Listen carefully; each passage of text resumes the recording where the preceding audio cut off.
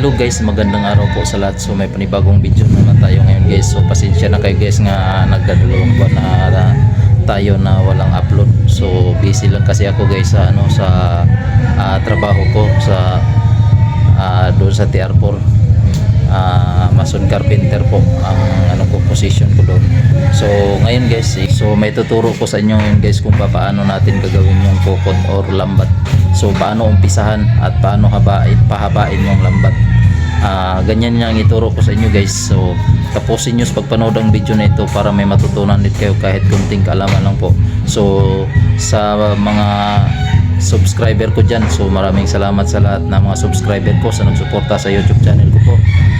Sa lahat dyan na mga viewers, so wala pa nakasubscribe, please subscribe, pakit notification bell, like, comment at share na rin para updated sa mga bago kong mga video. So thank you. So sa hindi pa natin umpisahan guys, so intro muna tayo.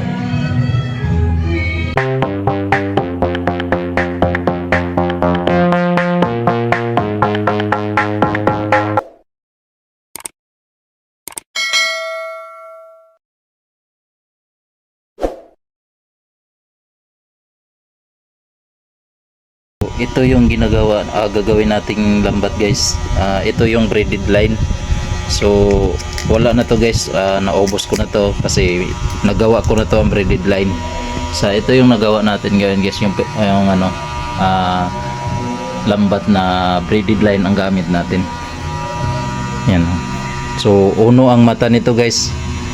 Uno. Pero hindi pa to tapos guys, kailangan pa to na abutin ko to ng 3 meters galing sa taas dyan papunta din sa baba, 3 meters. Tapos yung papunta doon guys, yan yung papunta doon 12 meters na yan. So pabutin ko yan ng 100 meters para pang dagat yan. So gagawa tayo na para pang ilog. So ito yung may tuturo ko sa inyo guys kung paano umpisahan ang paggawa ng lambat. Ito yung gagawin natin ngayon, yung gagawing lambat natin. Ito. So transparent ito. Yan. Ito.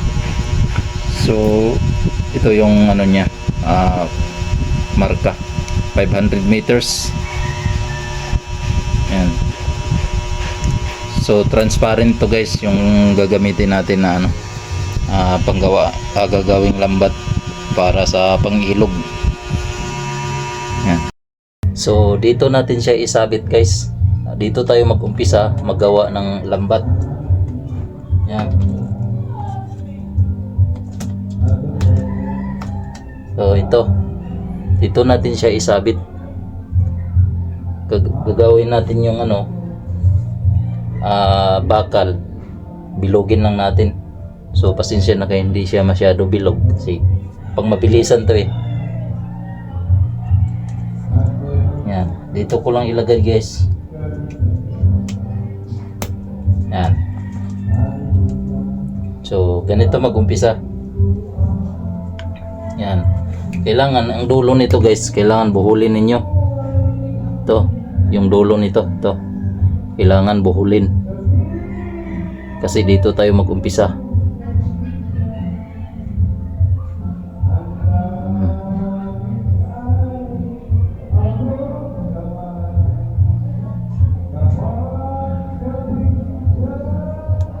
Nabuhol na siya. So pangumpisa lang to guys, pangumpisa lang to. Yan. So ganito magumpisa guys. Yan. Ang dulo nito ay pasok dito. Tapos ito yung gagamitin natin nga sukat guys.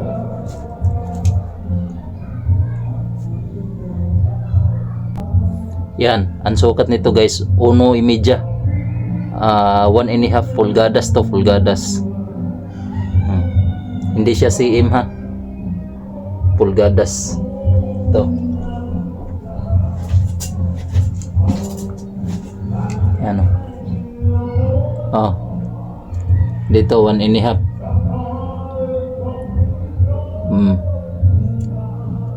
Ito. Yan, sukat. Hmm. So, ito ang pang-guide natin guys. So, kailangan mayroon kayong ganito. Pang-guide. So, umpisahan ko na guys. Panoorin nyo ng mabuti para may matutunan din kayo. So, ganyan lang guys, oh. Ganyan.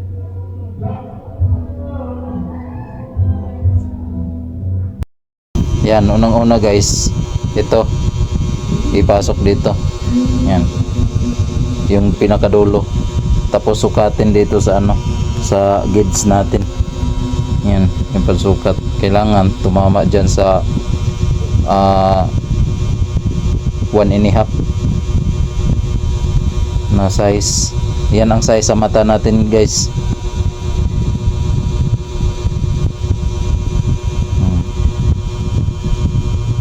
Ganyan lang.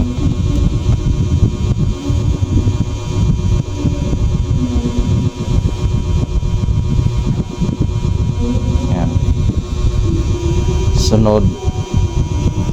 Ito dito to ilagay. Yan. Tapos din sa ilalim. So, ganyan.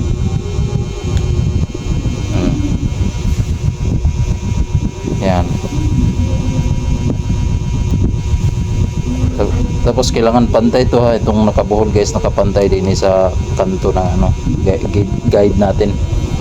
So ito iipitin sa intuturo, tapos ipulupot dito sa ano, sa kumagko, tapos dito ipasok.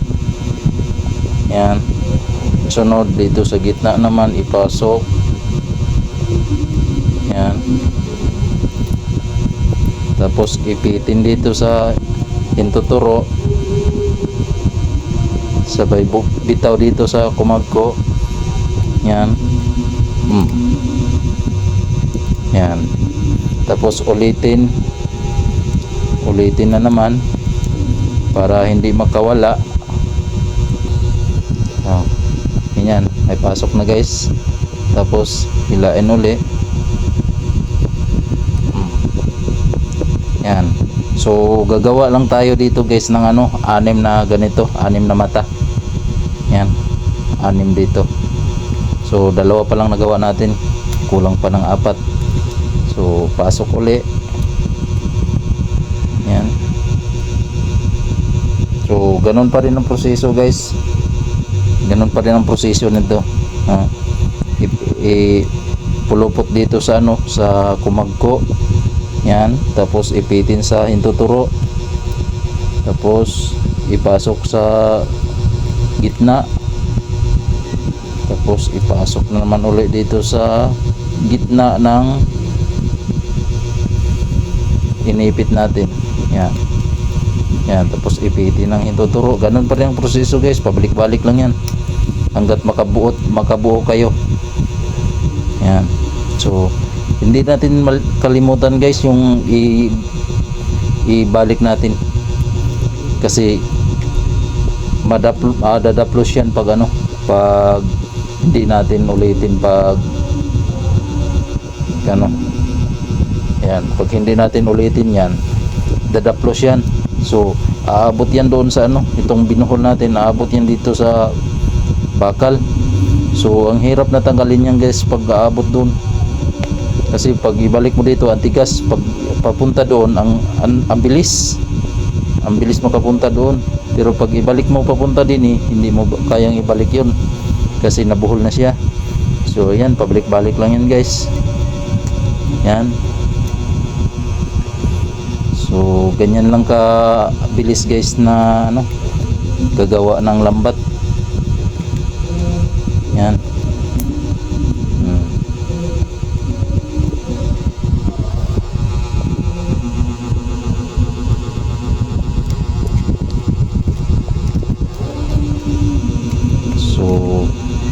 Madulas kasi to guys, kasi nag-abot ang ano nylon at saka fiber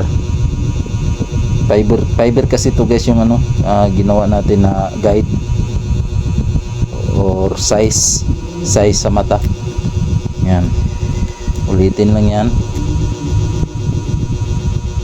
So gagawa tayo dito ng 6 guys, para papunta na tayo doon pagpahaba ng ano, pagpahaba sa pababa, hindi pa pataas, pababa muna to. Mag metros muna tayo. So meron na tayong 4, dagdagan pa natin ng 2.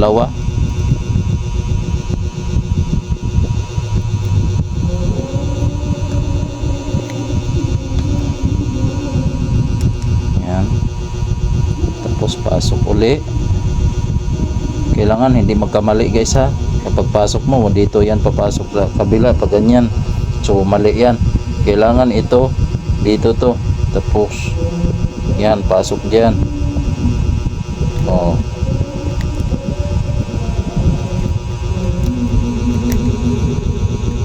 okay. Kung magkamali yan guys, dadaplos yan, aabot yan doon sa may bakal. Kaya ipitin talaga dito sa ano, kumagko at saka sa intuturo para di siya papunta doon sa bakal. Yan, nakagawa na tayo ng 5. 1 2 3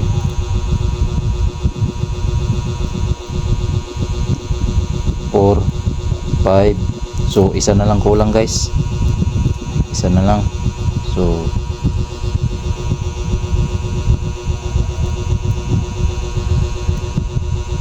isa na lang para mag pababa na tayo.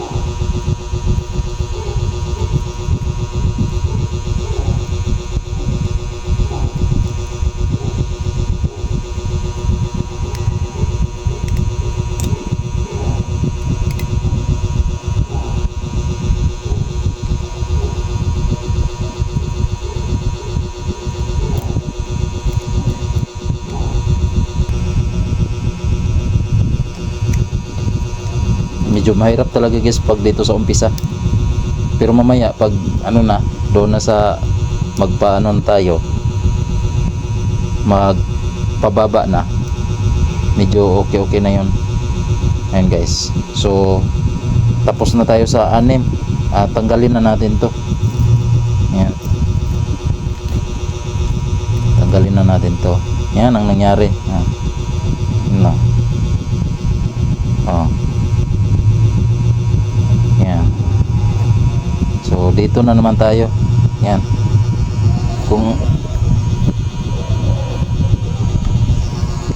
Kung anong proseso natin sa pag-umpisa, ganun din dito. Yan. Kailangan dyan pa rin sa ano. So para di tayo mahirapan, tanggalin natin to, ibaliktad na naman natin. Ganito tayo pag mag-umpisa. Pero kung medyo mahaba-haba na siya guys, hindi na siya kailangan na tanggalin pa.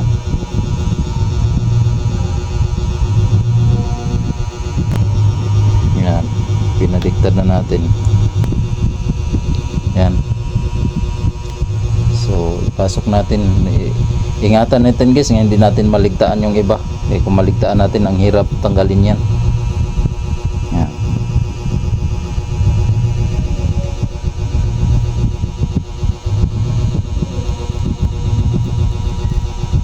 Yan o.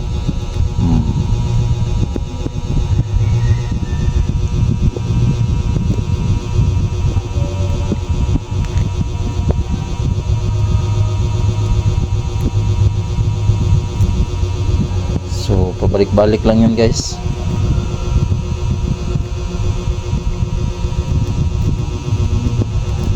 Yan.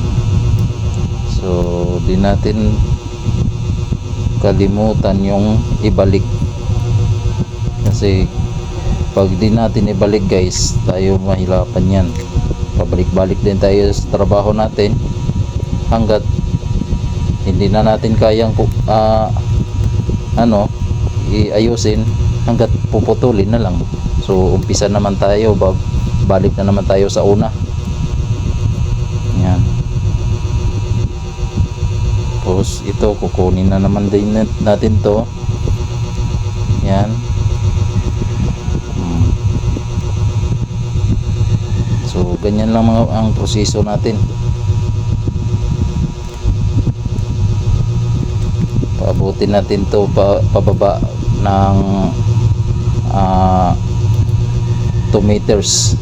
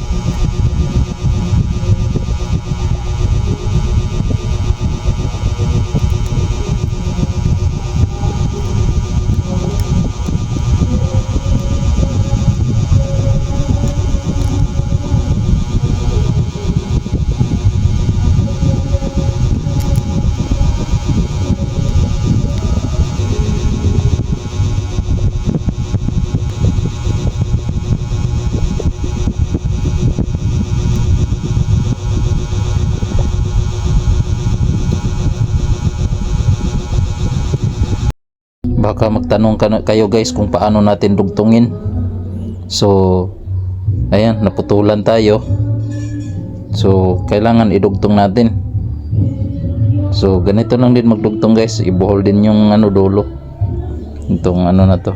Yan. Yan, ibuhol natin yung dulo.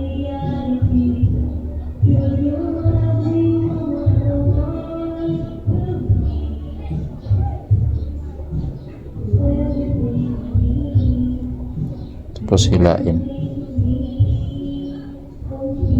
Kulang pa ng isa.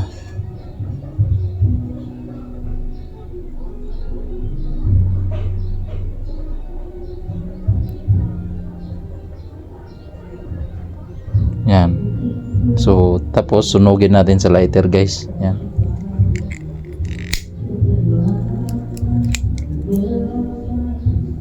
Yan.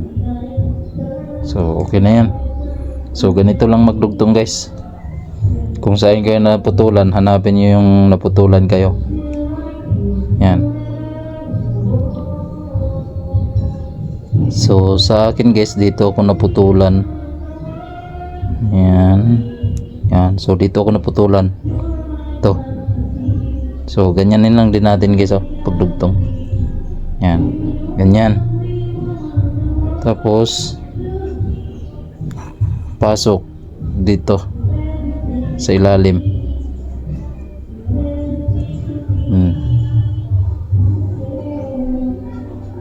Tapos pasok dito sa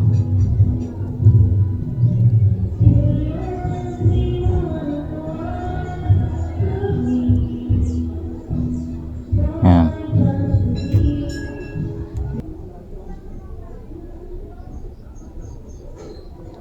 Yan. So nakadugtong na tayo guys. So continue. Continue na.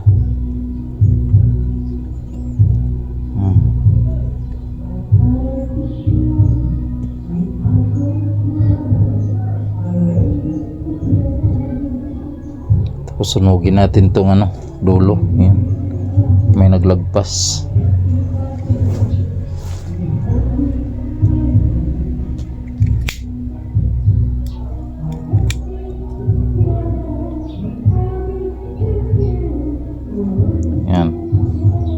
So ganyan lang magdugtong guys. Ayan guys, ito na yung ano kanina, yung 6 na mata ang ginawa natin. Ayan, nakaabot na siya ng 1 dipa. 1 dipa na siya. So okay na tong 1 dipa guys. Iano na natin to. Baliktarin na natin. Ayan, ganito lang magbaliktad guys.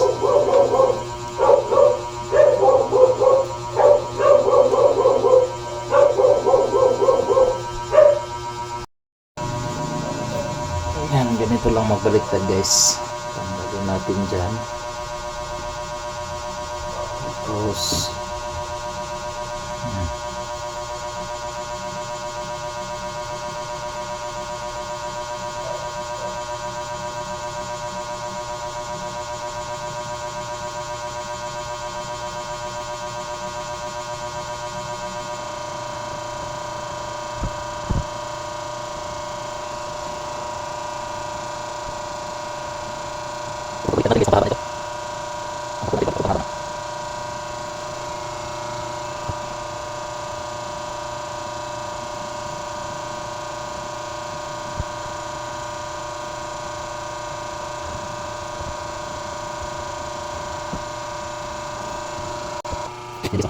So, ito na yung pababa.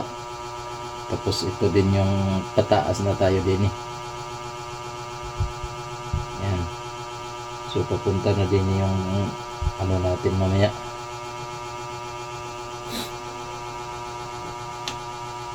Ayan. So, ganito lang guys magawa ng ano lambat. At sana may natutunan kayo. So ito lang ang paggawa guys, simple lang ang paggawa. So sana may natutunan kayo sa tutorial na ito. At kung wala pa kayong naintindihan guys, so pwede lang kayo mag-comment dyan sa baba. Handa kong sagutin yung mga tanong ninyo. Kung may mga katanungan kayo, so mag-comment lang kayo dyan. So maraming salamat po sa lahat na suporta sa YouTube channel ko po. So thank you po. Thank you for watching. God bless all.